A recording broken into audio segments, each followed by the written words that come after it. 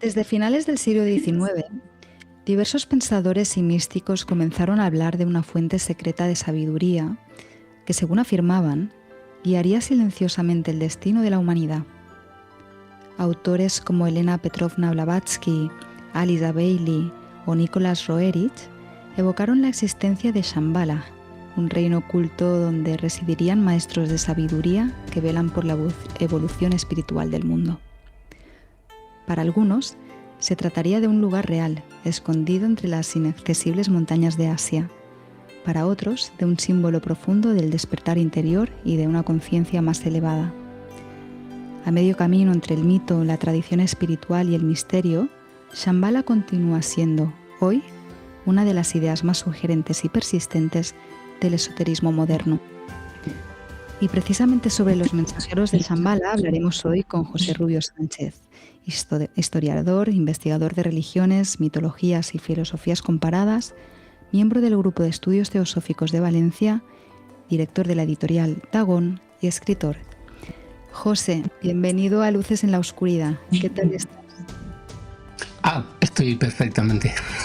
Estoy bien, sí, no me puedo quejar. Mejor no quejarse, no sea que te vengan desgracias. Sí, al menos no en voz alta, ¿no? Exacto. Bueno, José, vamos a hablar de Shambhala y de sus mensajeros. Pero yo casi que empezaría preguntándote qué es esto de Shambhala y por qué ocupa un lugar tan importante dentro del esoterismo moderno.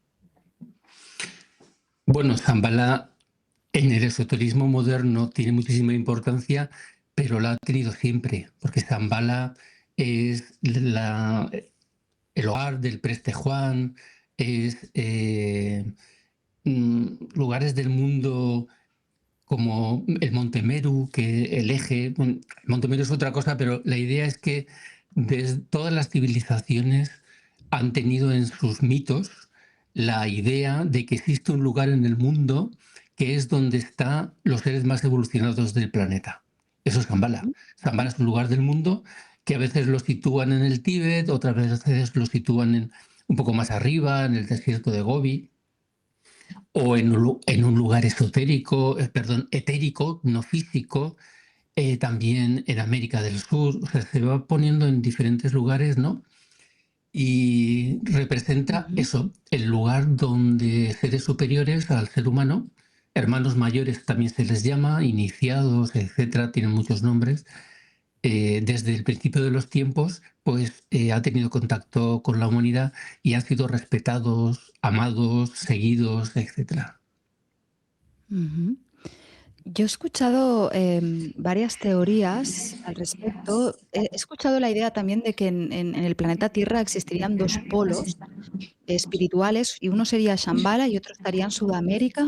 También he escuchado, por ejemplo, la idea de que el planeta Tierra a nivel energético dispone de una especie de red, ¿no? Con puntos estratégicos energéticos que coincide con ciudades invisibles, ciudades etéricas, pero ya una se pierde, ya no sé hasta qué punto esto son tergiversaciones o esta idea de la contrainiciación, ¿no? De esta idea de alguna manera hacer fluir información que confunda a las personas que tienen ganas de Ujú. evolucionar espiritualmente y es como un sabotaje, ¿no? Metiendo información falsa respecto de ciertas cuestiones.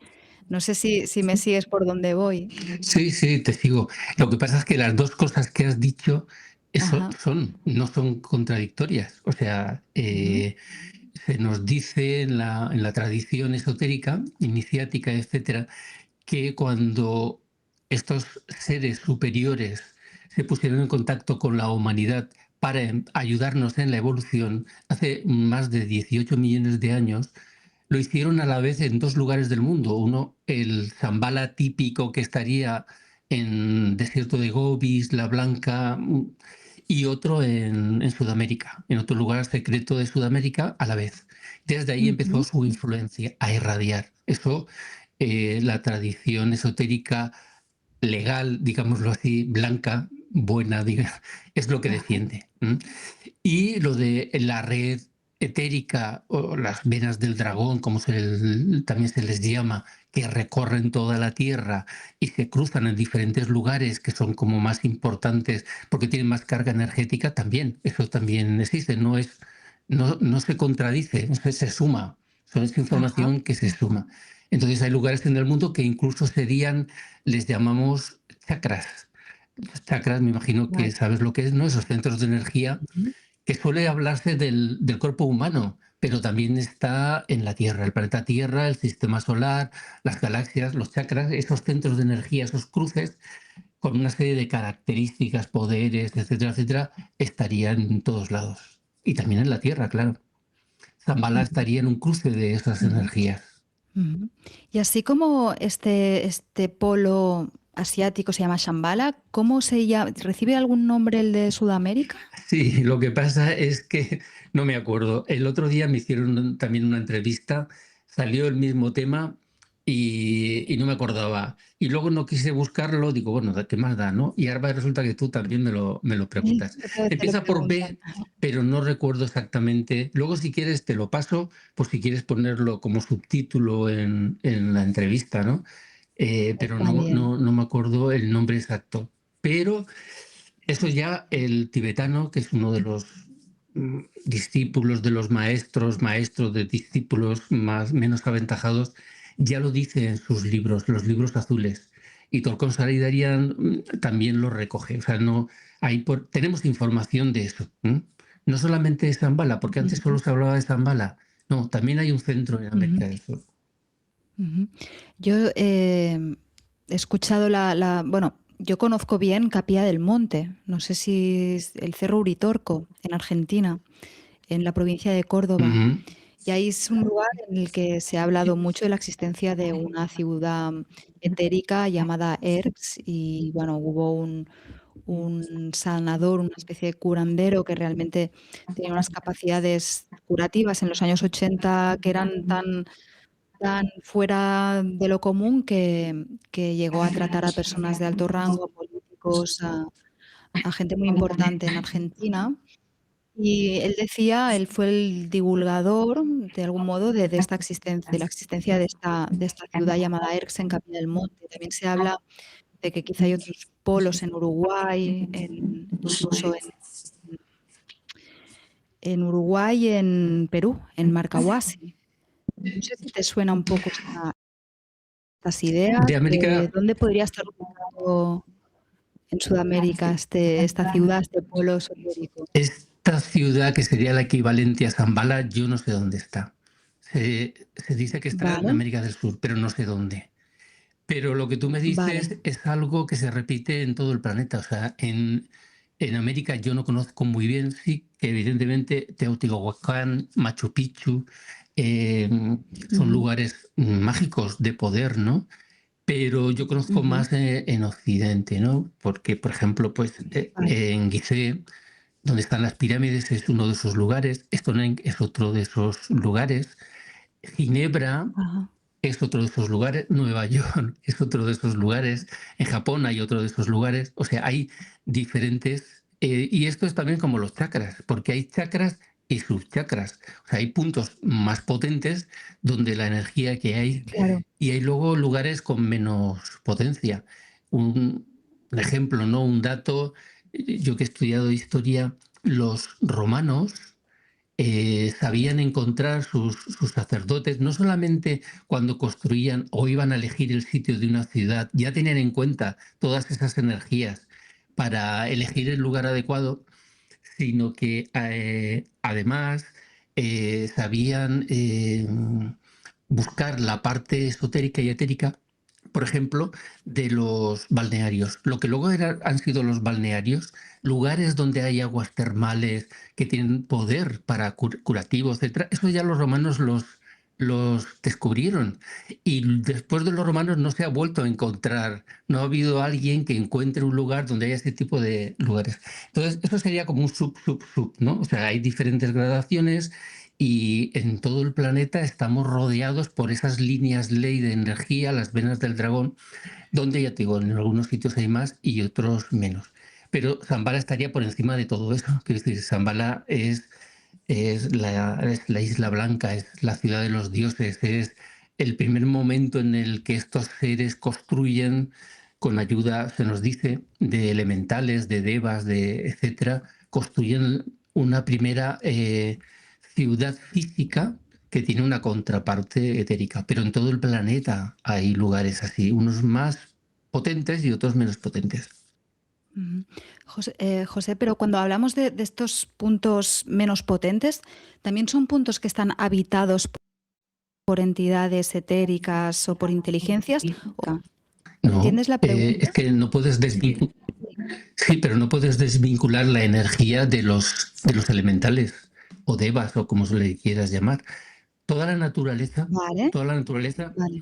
igual que tiene animales físicos, o sea, animales de agua, animales mamíferos, animales, pájaros, o sea, la vida Sí, sí, sí, y de sí. todo, hormigas y tal, hay un mundo elemental de energías, de Ujú, seres que son pura energía. Lo mismo, unos más, otros menos. Por ejemplo, el viento está lleno, lleno, lleno, lleno de silfos. Los ujú, silfos a veces son tranquilos y a veces te crean un tornado que te destruye una ciudad. Fíjate la cantidad de ya, energía que pueden manejar esos seres, ¿no? Entonces, ujú, toda la naturaleza está lleno de elfos, de hadas, de todo tipo de seres que no vemos normalmente. Hay gente que sí que puede verlo, que es energía materializada y que además controlan y gestionan todo este mundo a nivel invisible. O sea, el clima depende de los elementales. ujú. La vegetación, la agricultura depende de los elementales. Vale. ¿Entiendes? ¿No? Porque estamos rodeados de ellos. Lo que pasa es que normalmente el ser humano no los puede ver. ¿Y por qué? Porque si existen no podemos verlos, José. Pues, a ver, el aire existe y no lo podemos ver. Pero lo Estamos rodeados. sentimos de forma muy evidente. Quiero decir, Claro, en y casos de una persona con cierta sensibilidad los presiente, aunque no los vea. Y si tiene desarrollada más sensibilidad todavía, puede llegar a verlos. Millones de personas en el mundo han podido ver los elementales de diferentes tipos. Si no, no tendríamos las tradiciones de esos seres. El contacto en los bosques, en las montañas, eso que ahora está de moda, que no recuerdo el nombre exacto, el hombre muerto, eso que de repente estás en la montaña, parece que te vas a morir, pero alguien viene y te ayuda, sí, ¿entiendes? ya sé a qué te refieres. Son Sí, elementales también, son ángeles, devas, también le llamamos ángeles. Y hay toda una jerarquía, o sea, es que es impresionante. Pero no sí. todo el mundo está capacitado para verlo, como no todo el mundo puede hacer ecuaciones de segundo grado o Ujú, entender la fórmula matemática de Einstein y tantas cosas. Un químico hace cosas maravillosas o crean telas invisibles y eso no lo puede hacer cualquier ser humano porque no tenemos las capacidades adecuadas para ello. Si un ser ujú. humano se... Te voy a poner un ejemplo. Hay un teósofo muy conocido que se llama Leadbeater. No sé si te Ajá, suena. ujú. Leadbeater, teósofo del siglo pasado, ¿no? Em, Cuando fue con Blavatsky a la India, Adyar, donde estaba la sede principal, se convirtió en la sede principal de la Sociedad Teosófica, contactó con un maestro de estos de Zambala, que es Kutumi, el maestro Kutumi. Y él quería ayudar a la sociedad teosófica, quería ayudar a los seres humanos, quería transmitir estos conocimientos, por eso escribió tantísimos libros. Bueno, yo estoy mirando, te estoy mirando a ti y no sé si se me ve con la mirada hacia abajo o hacia arriba, no sé, No te preocupes, no me José. preocupo, vale. Nada, nada, Entonces, tira. cuando contactó con el maestro Kutumi, le... Exacto, sí señor, ahí está, Liz Bitter, que luego se hizo obispo, una serie de historias que no vienen a cuento. Pero le pidió a Kutumi desarrollar la clarividencia, los poderes para poder ver el mundo invisible, que de Ujú. hecho es lo que le permitió ver a Krishnamurti y descubrirlo en una playa de Adyar y tal, porque vio su aura pura y se dio cuenta de que eso era un hombre excepcional, ¿no?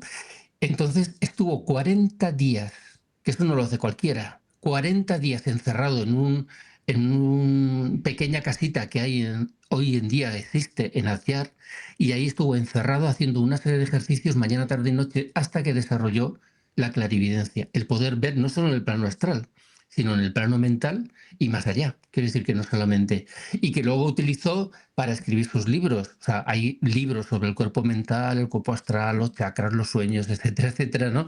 Incluso vidas anteriores de Krishnamurti y otras personas, que él pudo ver todo eso gracias a una preparación que el maestro Kutumi le dio en Adyar.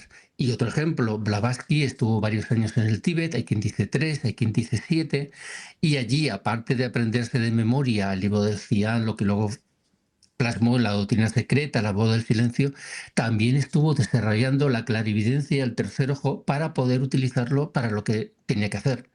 Porque cuando escribió la doctrina secreta necesitaba esos poderes para poder visualizar los planos acásicos, sacar información, etcétera, etcétera. Bueno, yo hablo en este nivel así, no sé qué público, quién va a escuchar esto, ¿no? Pero vamos, como si fuera normal. Está bien, José. Yo creo que más o menos nuestra audiencia está habituada a Curada de escuchar espanto, está curada de espanto. sí, sí, de cuestiones así más místicas o esotéricas. En Luces en la Oscuridad hemos hablado siempre, ¿no? Ujú. Em, Te quería preguntar, ¿cualquier persona puede llegar a desarrollar estas capacidades extrasensoriales? Sí, sí, de hecho, ¿Hay que tener algo de talento? sí, no, a ver, te explico. Esto está el tercer principio de la sociedad teosófica, y Ujú, hablo de la sociedad teosófica porque estos temas son los típicos que se estudian allí, es el desarrollo de los poderes latentes del hombre. El ujú, desarrollo de los poderes latentes del hombre, ese tercer principio, lo que viene a decir es que todo ser humano tiene en pasivo, o sea, para despertar esos poderes. Todos, tú, yo, cualquiera, cualquier ser humano. Lo que pasa es que hay seres humanos que ya han trabajado en otras reencarnaciones y cuando llegan a esta, les es más fácil ponerse en contacto o desarrollar en un nuevo cuerpo físico, ojo, porque en cada encarnación tienes un nuevo cuerpo, poder desarrollar esas capacidades, pero todos las tenemos. Si no vienes ya preparado, digámoslo así, de otra reencarnación, tu trabajo va a tener que ser mucho más grande para conseguirlo, ujú. ¿entiendes? Sí, sí, sí, Pero claro. tú quieres correr un maratón y ¿qué tienes que hacer? Tienes que ejercitarte, tienes que correr todos los días una cantidad, tienes que comer de determinada manera, tienes que dormir de determinada manera, no te puedes permitir determinados excesos para poder tener la energía, la fuerza, la mentalidad que hace falta para correr un maratón. Pues con los poderes parapsicológicos pasa lo mismo. Para poder Ujú, desarrollarlos tienes las herramientas, o sea, tienes los chakras, porque los poderes parapsicológicos están relacionados con los chakras. El ujú, desarrollo de los chakras lleva a los poderes parapsicológicos. Entonces, si tú llevas determinado tipo de vida que llamamos virtuosa, espiritual o como lo quieras llamar, o incluso si fueras mala persona, pero cumplieses los ejercicios que hay que hacer, porque una persona que corre un maratón no tiene por qué ser buena, puede ser mala, pero si hace los claro. ejercicios adecuados, puedes desarrollar ese poder. Todos podemos desarrollarlo. Lo que pasa es que muchísima gente no cree en esto, otra muchísima gente no le da importancia y hay muchísima gente, como yo por ejemplo, que no tengo la paciencia ni La para disciplina, ponerme a ¿no? Porque, desarrollar, ni me interesa desarrollar los poderes parapsicológicos. claro, yo pienso que si realmente es posible desarrollarlos, debe requerir de una disciplina tremenda y después también hasta qué punto es deseable tenerlos, ¿no? Porque Son yo a dos temas veces muy he importantes. conocido de personas sensitivas y ha sido, según como, un camino complicado de transitar. Entonces, claro, uno se plantea, ¿no? Mucha gente quiere poderes mentales. Oye, pues yo no sé si los quiero, que soy muy tranquila Yo así. no. ¿Tú te imaginas poder leer la mente de la gente que tienes alrededor? Claro, por Si eso, ¿no? Debe pudiéramos ser leer la abrumador. mente de la gente, nos suicidamos. Quiero decir, o sea, la gente tiene una cantidad de, perdón la expresión, mierda en la cabeza Claro. horroroso. Y si eso tú te llegase todos los días, de 2 horas, te morías. O sea, porque no podemos soportarlo, a no ser que hayas desarrollado la capacidad de poder soportar eso. En O el de, mundo o imagino de, esotérico, sí, disculpa, José.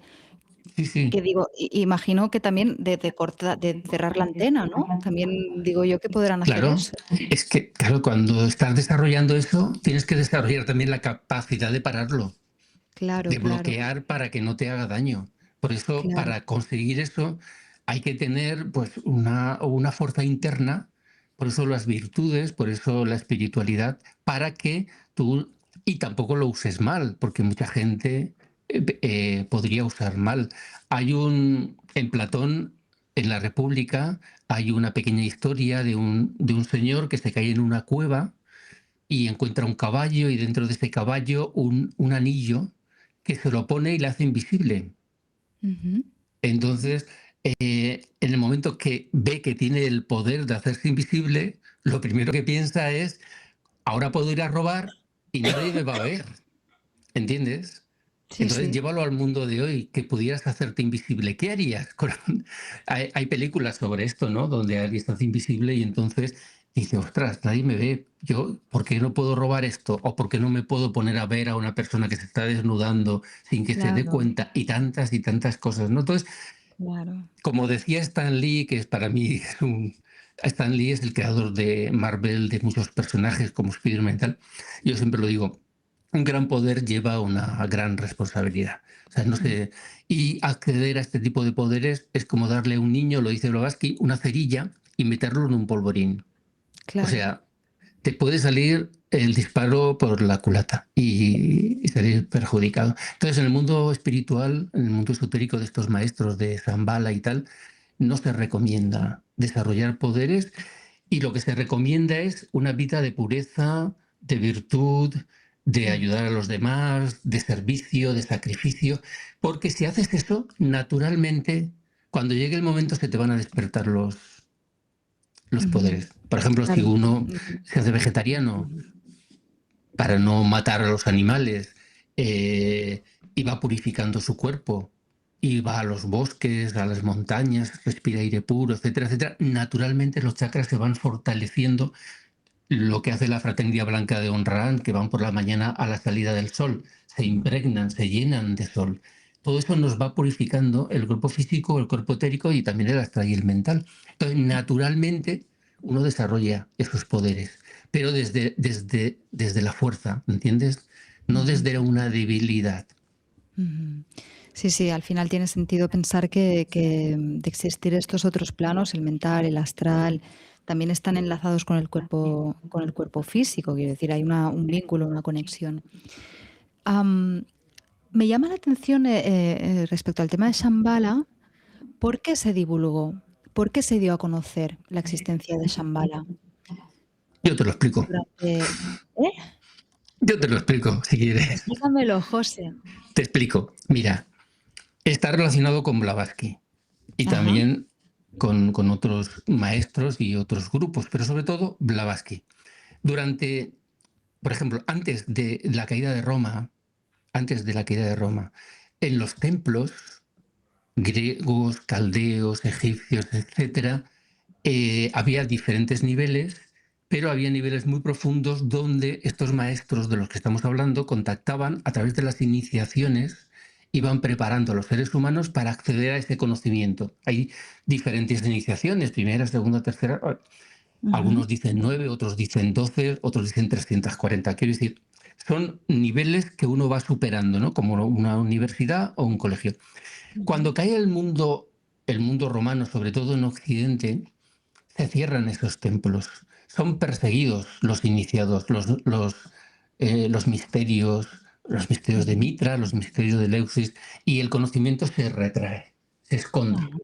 se Ujú. guarda, se vuelve peligroso. Antes tú podías en Roma ir a un curso de oratoria, podías sin ningún problema, o una clase de Platón que tenía en la academia, o luego Aristóteles, etcétera, etcétera, ¿no?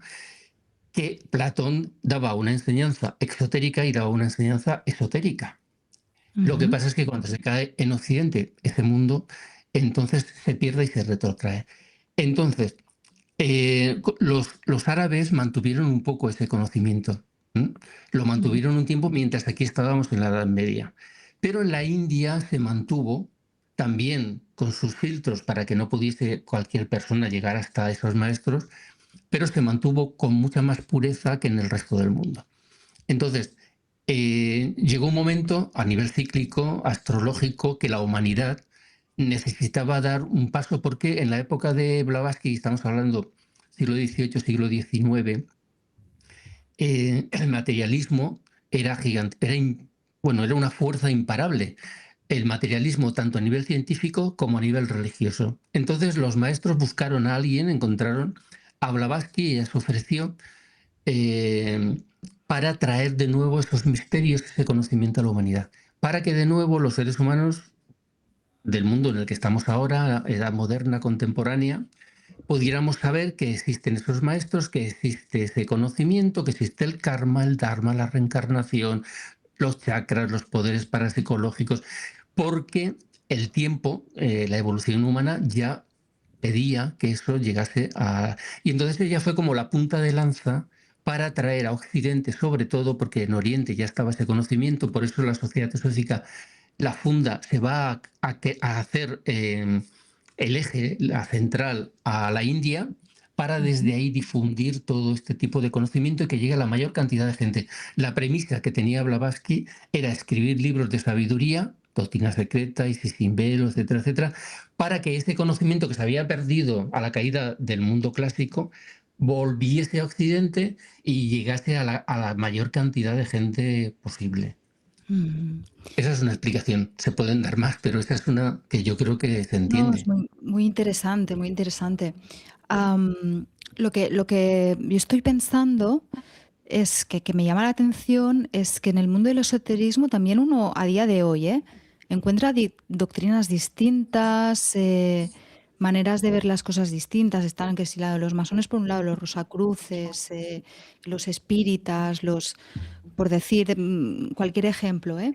Sí, Y también antes que hablábamos del tema de los elementales, también se encuentra cierta disparidad según la mitología, ¿no? O sea, estos seres mitológicos son dispares en función de la cultura. Entonces, yo me planteo, si fuera un conocimiento unificado, ¿por qué no se coincide más a la hora de escribir, por un lado, estos elementales y por otro lado, a la hora de desarrollar doctrinas o conocimientos esotéricos? ¿Cómo se explica bueno, esto?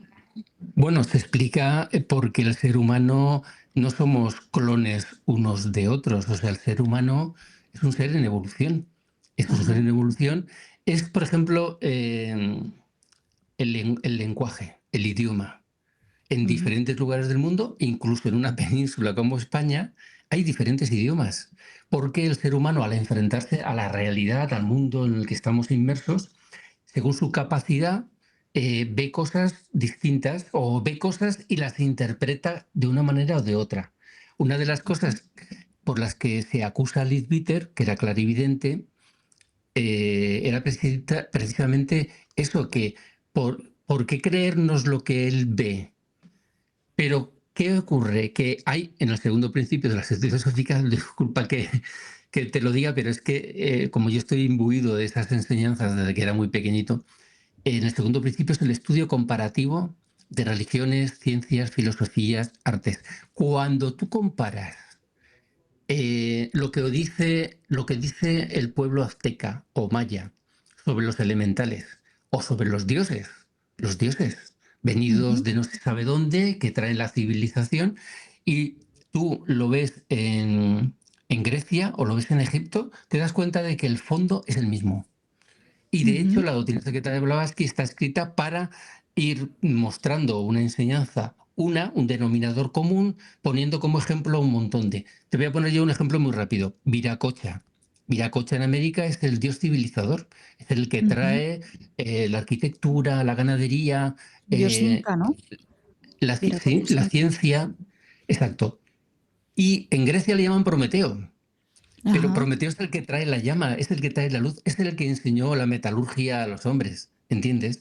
Entonces, Sí. y en la religión católica, Hermes también, ¿no? Hermes en Hermes sería en la... Egipto, Enoch, por ejemplo, podría ser, en el libro de Enoch se habla de lo mismo, y Ajá. entonces Vishvakarman en la India. Y entonces, claro, cada uno lo ha llamado de una manera, pero cuando los estudias y los comparas te das cuenta de que hay un denominador común.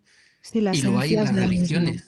Ujú. Claro, entonces en la esencia lo mismo. A lo mejor a la hora de describir, claro, hay tantos elementales, a la hora de describir un elemental, alguien que vive en Irlanda, donde era muy natural ver los elementales, eh, pues yo que sé, se diferencia un poquito.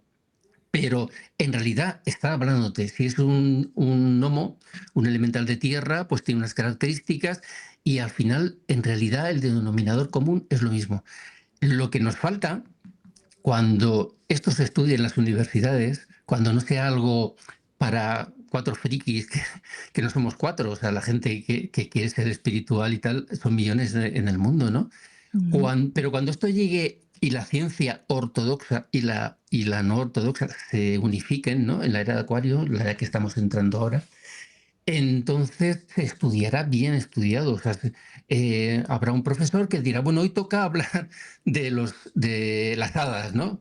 Y entonces te explicará, mira, las hadas en Irlanda se les llamaba así, en Egipto así, en Grecia así, tal y tal. Pero ¿cuáles son las características? Y entonces sacará el denominador común de qué es un hada, en qué elemento de la naturaleza están las hadas, cuál es su función relacionada con las flores, por ejemplo, o con la vegetación, con los bosques, etcétera. Eso llegará, pero de Sí, a momento, mí yo estaba pensando, me hubiera encantado a mí que en el colegio tener una asignatura de este tipo. Seguro que me sacaba matrícula de honor. bueno, depende de la capacidad tuya, ¿no? De análisis y síntesis. Eso llegará. Lo que pasa es que la humanidad estamos todavía, según también las enseñanzas, estamos en una civilización todavía muy materialista.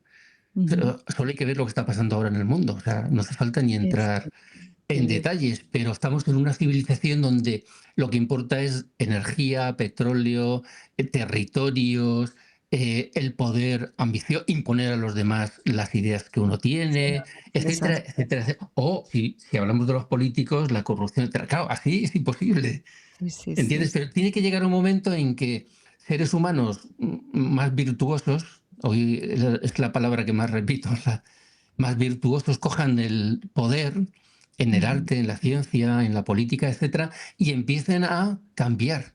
Un ejemplo, mira, hay un grupo que nace de la antroposofía. Hay una tendencia de la antroposofía que habla de la economía desde un punto de vista espiritual. Y entonces Ujú. hay bancos como un banco normal y corriente que también quiere, evidentemente, tener sus beneficios, pero que, por ejemplo, no invierten el dinero en nada que sea armas, guerra, Claro, es la cosas. banca ética que se le llama, la La banca banca ética. ética, Sí, sí. exactamente. Entonces, esto Iniciativas ya muy es interesantes. un elemento espiritual aplicado a la vida cotidiana. Cuando en Ujú, diferentes aspectos lleguemos a eso, entonces el mundo empezará a cambiar a mejor, ¿no? ujú. Y entonces Ojalá, habrá ojalá lo clases para veamos. desarrollar la clarividencia y te llevarás a los niños al bosque y le dirás, chicos, hoy vamos a ver cómo son los gnomos. Y los niños podrán ver cómo son los gnomos, ¿entiendes? Y ya sé que Sería parece muy romántico y tal, pero yo creo no, que es eso llegará. estupendo. A ver si es verdad. José, me quedo con muchísimas preguntas por hacerte, se nos termina el tiempo. Yo No hay casi que te problema. diría de seguir otro día con este tema tan interesante. Y bueno, Mm, estamos en contacto. Muchísimas gracias sí, por haber me compartido. tenéis a vuestra disposición, lo que haga Perfecto. falta. Gracias, gracias, Vale, José. Hasta la a próxima. ti, hasta la Chao. próxima, adiós. Adiós.